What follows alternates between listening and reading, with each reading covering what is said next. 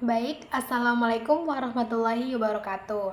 Perkenalkan, nama saya Indah Triutari dengan NIM 2416040098. Nah, pada kesempatan kali ini saya akan membahas materi tentang imbalan kerja dan pensiun berdasarkan PSAK 24 Revisi 2013. Materi ini membahas bagaimana perusahaan memberikan imbalan kepada karyawan serta bagaimana cara mencatatnya dalam laporan keuangan.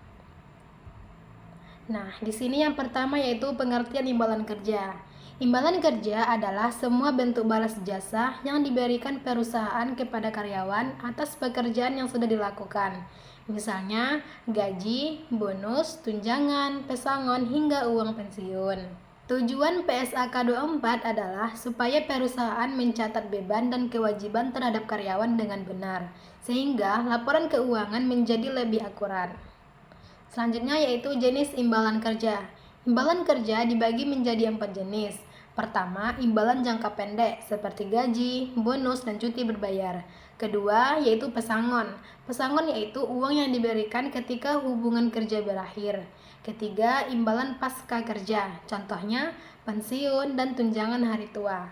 Keempat, imbalan jangka panjang lainnya, seperti cuti panjang atau penghargaan masa kerja. Nah, di sini imbalan kerja jangka pendek. Imbalan kerja jangka pendek adalah imbalan yang dibayarkan paling lambat dalam waktu 12 bulan setelah karyawan bekerja. Contohnya, gaji, upah, BPJS, bonus, dan cuti tahunan berbayar. Dalam akuntansi, beban ini langsung diakui saat karyawan sudah memberikan jasanya kepada perusahaan. Nah, pada contoh ini, perusahaan memiliki 20 karyawan. Sebagian sudah mengambil cuti penuh, sedangkan lainnya baru mengambil 4 hari. Di sini perhitungannya, 15 karyawan dikali 6 hari yaitu 90 hari. 5 karyawan dikali 4 hari yaitu 20 hari. Jadi jumlah harinya 110 hari.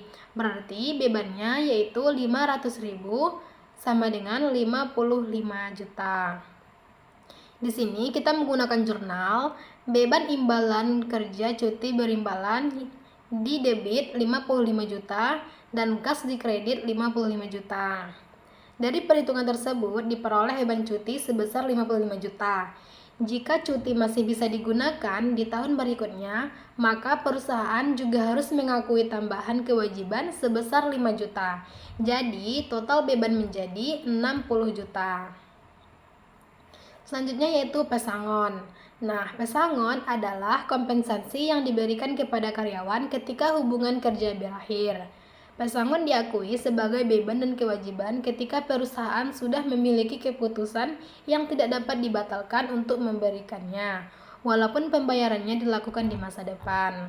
Contoh dari pesangon, di sini ada soal ya, di mana dalam contoh ini perusahaan memberhentikan 10 karyawan dan juga menawarkan pengunduran diri sukarela kepada beberapa karyawan. Perusahaan memperkirakan ada 2 orang yang menerima tawaran tersebut, sehingga total pesangon harus diakui sebesar 620 juta. Jadi, kita bisa menggunakan jurnal beban imbalan kerja pesangon di debit 620 juta dan dikreditkan profesi 620 juta. Walaupun uangnya baru dibayarkan tahun berikutnya, beban tersebut tetap dicatat pada keputusan dibuat. Selanjutnya di sini ada imbalan pasca kerja. Imbalan pasca kerja adalah manfaat yang diterima karyawan setelah pensiun. Misalnya, uang pensiun, pesangon pensiun, atau asuransi kesehatan. Program ini dibagi menjadi 2, yaitu program iuran pasti dan program iuran atau imbalan pasti. Di mana di sini ada program iuran pasti. Pada program iuran pasti ini, perusahaan hanya membayar iuran tetap kepada dana pensiun atau BPJS Ketenagakerjaan. Kalau masih ada iuran yang belum dibayar, maka dicatat sebagai utang. Sebaliknya, jika perusahaan membayar lebih, maka kelebihan tersebut dicatat sebagai aset dibayar di muka. Kalau program imbalan pasti, nah, pada program ini, manfaat pensiun yang diterima karyawan sudah ditentukan sejak awal, biasanya berdasarkan masa kerja dan gaji terakhir. Karena itu, perusahaan menanggung resiko jika dana pensiun tidak mencukupi. Perusahaan juga harus menghitung kewajiban pensiun dan aset program setiap tahun. Selanjutnya di sini ada imbalan kerja jangka panjang lainnya. Imbalan ini diberikan dari 12 bulan setelah karyawan bekerja, tetapi bukan termaksud pensiun. Contohnya, cuti panjang, penghargaan masa kerja, dan imbalan cacat permanen. Dalam pencatatannya digunakan metode akuaria dan hasilnya langsung diakui dalam laporan laba rugi. Nah, pada materi ini dapat kita simpulkan, sebagai kesimpulannya, imbalan kerja merupakan bentuk penghargaan yang diberikan perusahaan kepada karyawan atas jasa yang telah mereka berikan. Setiap jenis imbalan memiliki perlakuan akuntansi yang berbeda sesuai PSAK 24. Tujuannya agar laporan keuangan mencerminkan kondisi perusahaan secara akurat, transparan, dan dapat dipertanggungjawabkan. Nah, materi selanjutnya yaitu akuntansi pajak penghasilan berdasarkan PSAK 46. Pada materi ini, kita membahas bagaimana perusahaan menghitung, mencatat, dan melaporkan pajak penghasilan sesuai dengan aturan yang berlaku. Di sini yang pertama yaitu definisi. Menurut Ikatan Akuntansi Indonesia, akuntansi pajak penghasilan adalah proses pencatatan, pengukuran, pelaporan, dan perencanaan transaksi yang berkaitan dengan pajak penghasilan. Sedangkan menurut PSAK 46, pajak penghasilan dihitung berdasarkan laba kena pajak sesuai ketentuan perpajakan. Jadi, intinya akuntansi pajak membantu perusahaan mengelola pajaknya dengan benar. Adapun tujuannya di sini yaitu akuntansi pajak penghasilan adalah memastikan pajak yang dibayar sesuai dengan peraturan. Selain itu, PSAK 46 mengatur cara mencatat pajak kini dan pajak tangguhan agar laporan keuangan menjadi jelas, akurat, dan transparan. Ruang lingkup pajak PSAK 46. Nah, PSAK 46 membahas 5 hal, yaitu pajak kini, pajak tangguhan, aset pajak tangguhan, liabilitas pajak tangguhan, dan penyajian pajak dalam laporan keuangan. Semua bagian ini saling berkaitan dalam proses akuntansi pajak. Di sini masuk yang pertama yaitu pajak kini. Pajak kini adalah pajak yang harus dibayar perusahaan pada tahun berjalan berdasarkan laba kena pajak. Besarnya dihitung dengan rumus, yaitu pajak kini sama dengan laba fiskal dikali tarif pajak.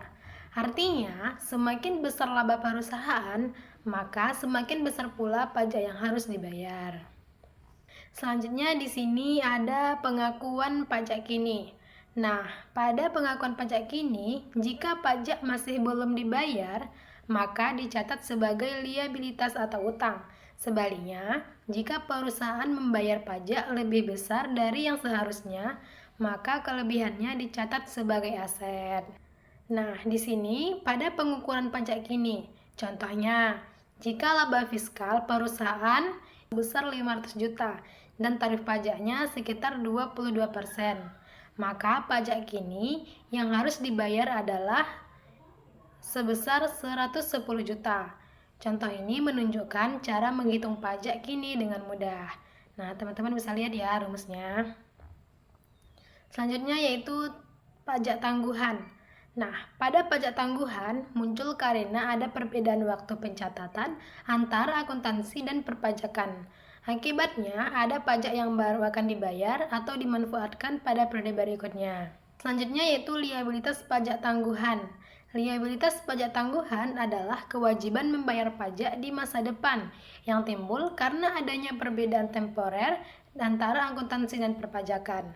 Di sini ada pengukuran pajak tangguhan. Perhitungannya menggunakan rumus, yaitu pajak tangguhan sama dengan perbedaan temporer dikali tarif pajak. Nah, pada contoh PPT ini kita lihat hasilnya adalah 22 juta yang diakui sebagai pajak tangguhan. Selanjutnya di sini ada pentingnya UMKM. Nah, UMKM berperan penting dalam perekonomian karena mampu menyerap tenaga kerja, menyediakan barang dan jasa, serta mendorong inovasi dan membantu pertumbuhan ekonomi daerah maupun sosial. Selanjutnya di sini ada penyajian dalam laporan keuangan. Nah, dalam laporan keuangan, pajak kini dan pajak tangguhan harus disajikan secara terpisah. Kenapa? Supaya perusahaan juga harus menjelaskan rincian beban pajak dan rekonsiliasi fiskal agar informasi yang disajikan lebih transparan. Nah, jadi kesimpulan yang dapat kita ambil dari materi ini yaitu PSAK 46 mengatur pencatatan dan pelaporan pajak penghasilan agar sesuai dengan peraturan. Dengan adanya pajak kini dan pajak tangguhan, perusahaan dapat menyusun laporan keuangan yang lebih akurat, transparan, dan dapat dipertanggungjawabkan. Nah, mungkin sekian dari materi yang dapat saya sampaikan. Semoga bermanfaat bagi teman-teman semua yang menonton. Dan saya mengucapkan mohon maaf jika ada kesalahan dan kekurangan. Mungkin sekian. Assalamualaikum warahmatullahi wabarakatuh.